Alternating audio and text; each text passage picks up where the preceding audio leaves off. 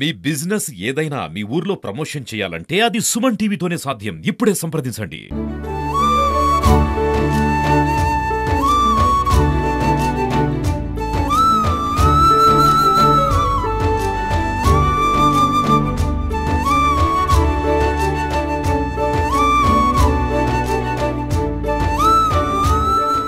నాకు బాధ్యత ఉంది అని ఎందుకు అంటున్నానంటే, ఇప్పటికి సరిగ్గా 2 నెలల క్రితం నవంబర్ 8వ తేదీని ఆంధ్రప్రదేశ్ ముఖ్యమంత్రి గౌరవనీయులు చంద్రబాబు నాయుడు గారు నాకు స్వయంగా ఫోన్ చేసి అధికార భాషా సంఘం అధ్యక్ష పదవి మీరు స్వీకరించండి అని కోరారు.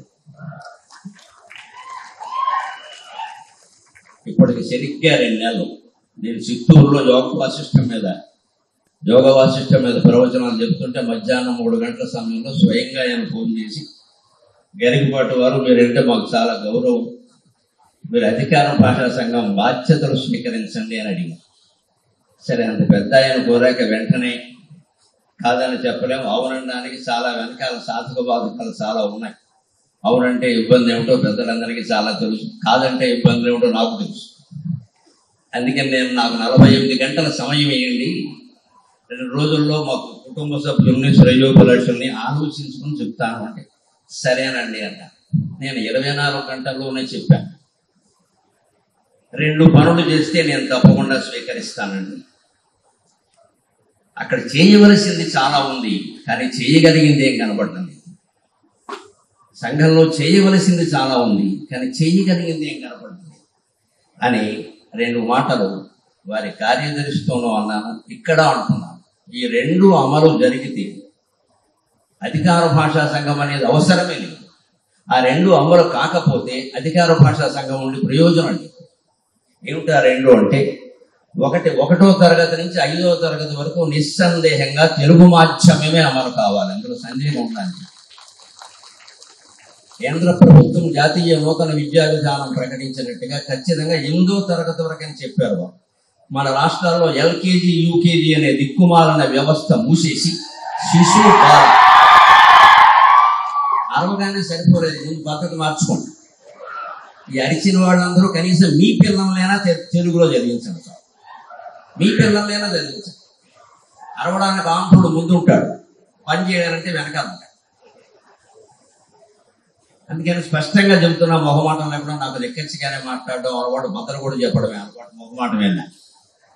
1వ తరగతి నుంచి 5వ తరగతి వరకు ఎల్కేజీ యూకేజీ వ్యవస్థ కూడా తీసి పారేసి శిశువు బాల తరగతులు పెట్టి అమ్మా నాన్న అనే మాటలతో, తెలుగు గీతాలతో, వానా వానా వల్లప్ప, అప్పడప్పడ తాండ్ర, ఆవకాయ తాండ్ర లాంటి మాటలతో మొదలైతే తప్ప తెలుగు నిలబడే అవకాశం. 2వది 1వ తరగతి నుంచి డిగ్రీ వరకు తెలుగుని ప్రథమ భాషగా చేయాలి. దానికి ఏం చేయాలో అది చేయాలి, ఏమి మార్చాలో మార్చాలి. రాజ్యాంగాన్ని 125 సార్లు మార్చిన వాళ్ళకి ఈ పాటి మార్చడం పెద్ద విషయం కాదు. మార్చి ఏప్రిల్ నెలలో తలుచుకుంటే తీరిగ్గా మార్చి పెద్ద విషయం కాదు, తప్పనిసరిగా మార్చాలి. తెలుగు ప్రథమ భాష అయితేనే వాడు చదువుతాడు. నువ్వు ద్వితీయ భాష అన్నాక అవకాశం ఇచ్చాక ఏదైనా చదువుతాడు, ఏదైనా చేస్తాడు. మార్కుల కోసం చదివే మూర్ఖులు తయారవుతారు తప్ప విజ్ఞానులు తయారు కాదు. ఆ మార్కుల వ్యవస్థపై, మూర్ఖ వ్యవస్థపై తెలుగు వ్యవస్థ మళ్ళీ రావాలి అంటే ప్రభుత్వం 1వ తరగతి నుంచి డిగ్రీ వరకు తెలుగుని ప్రథమ భాష తప్పనిసరి ఒక పాఠ్యాంశం చేయాలి. 5వ తరగతి వరకైతే తెలుగు మాధ్యమమే ఉండాలి.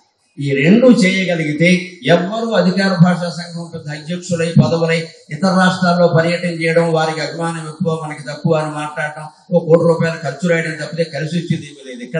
ఇక్కడ హాజరైనటువంటి యువతరం మీద, మహిళల మీద ఆధారపడి ఉంది. అందుకని మీకు నమస్కారం పెట్టి కోరుతున్నా, భాష కోసం ఉద్యమం చేసే రోజు రావాలి. ఖచ్చితంగా భాష కోసం ఉద్యమం చేయాలి.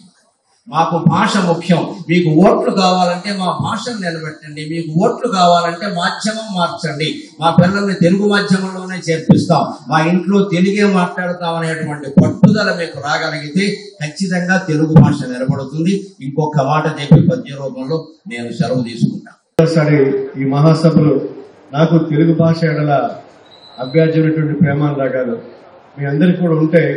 కానీ ఎవరో ఒకరు కంకణం కట్టుకుని చేయాలని చెప్పేసి పవిత్ర గోదావరి నది తీరంలో మరి గత సంవత్సరం మనం రాజరాజ నరేంద్రుని సహస్రాబ్ది ఉత్సవాలు చేసాం. 1000 సంవత్సరాలు అయింది చేసి. నన్నయ్య పట్టారకులు అక్కడే ఉన్నారు, ఇద్దరు కూడా. మరి కన్నయ్య భట్టారకుల యొక్క ఆయన భారతాన్ని రచించి 1000 సంవత్సరాలైన సందర్భంగా అత్యంత ఘనంగా అప్పుడు 5 రోజుల పాటు వెంకటేశ్వర స్వామి వారి వైపు ప్రసాద్ కూడా నిర్వహించుకోవడం, 3 రోజులు 5, 6, 7 తారీఖులు జనవరి గత సంవత్సరం మనం నిర్వహించుకోవడం జరిగింది. మరి ఈ సంవత్సరం ఈరోజు ప్రధానమంత్రి మోడీ గారు ఈ యొక్క కార్యక్రమం, అందుకే మన సీఎం గారు, డిప్యూటీ సీఎం గారు కూడా ఈ రోజున మనం పిలిచినా కూడా వారు అంగీకరించినా కూడా రాలేటువంటి నేపథ్యం. ఇంకా ఈ సభల్ని మేము ఒక సమయాన్ని మార్చకుండా చేయాలనేటువంటి చేస్తూ, మరి తెలుగు భాష మొన్న పెద్దలు హైదరాబాద్ లో లాస్ట్ వీక్ 4, 5, 6 తారీఖుల్లో ప్రపంచ తెలుగు సమాఖ్య ఆధ్వర్యంలో కూడా జరిగింది. పూజ్యులు వెంకయ్యనాయుడు గారు, మన ముఖ్యమంత్రి చంద్రబాబు నాయుడు గారు కూడా, అలాగే తెలంగాణ సీఎం గారు కూడా మాట్లాడారు భాష కోసం. మన మధ్య మరి హైదరాబాద్ యాలగడ్డ లక్ష్మీప్రసాద్ గారి ఆధ్వర్యంలో, అలాగే మండలి బుద్ధప్రసాద్ గారు వారి ఆధ్వర్యంలో కూడా ప్రపంచ రచయితల సంఘం యొక్క 6వ సభ జరిగింది. అక్కడ కూడా చాలా కీలకమైనటువంటి నిర్ణయాలు తీసుకున్నారు. కొన్ని ప్రత్యేకించి తెలుగులోని, ఆంగ్లంలోనూ కూడా తొందరగా జీవో ఆల్రెడీ ఈ రాష్ట్ర ప్రభుత్వం కూడా గత వారం ఇవ్వడం కూడా జరిగింది. చాలా మంచిది. నోటీసు తీసుకెళ్ళగానే మాన్య ముఖ్యమంత్రి వర్యులు ఆ యొక్క కార్యక్రమాలు చేశారు. భాష మనం ఆలోచిస్తుంటే ఒక 3 తరాలు మన తెలుగు భాష తాలూకు బాగా యశస్సు తగ్గిపోతున్నటువంటి నేపథ్యంలో ఎవరో ఒకరు ఏదో చేయాలి. చాలా మంది చాలా కార్యక్రమాలు చేస్తున్నారు. మనం కూడా చేయాలనేటువంటి ఒక మంచి సదుద్దేశంతో ఈ రోజున ఈ యొక్క కార్యక్రమాన్ని ఈ రోజు రేపు ఉదయం నుంచి రాత్రి వరకు కూడా కార్యక్రమాన్ని ఏర్పాటు చేయడం, అలాగే మరి ప్రత్యేకించి మా వైస్ ఛాన్సలర్ గారు ప్రొఫెసర్ యు చంద్రశేఖర్ గారు దేశం మెచ్చినటువంటి శాస్త్రవేత్త, DRDO సైంటిస్టు, మరి వారు గత 3 నెలలుగా కష్టపడి అయోధ్య నమూనా ఆలయాన్ని ఇక్కడ ఏర్పాటు చేయడం జరిగింది. మీ అందరినీ కూడా ఒకసారి అక్కడ భక్తి మీకు ఉన్నటువంటి వాళ్ళందరూ కూడా శ్రీరాముడి యొక్క అనుగ్రహం కోసం మీరు ఆశీర్వచనం తీసుకోవస్తుందిగా సభ అయిన తర్వాత కోరుతూ, మరి ఇటువంటి మంచి కార్యక్రమంలో మీ అందరినీ కూడా మీరందరూ కూడా ఎంతో తెలుగు భాష మీద అభిమానం ఉందని చెప్పడానికి ఎంతకన్నా నిదర్శనం లేదు. మీరందరూ కూడా ఇచ్చేశారు.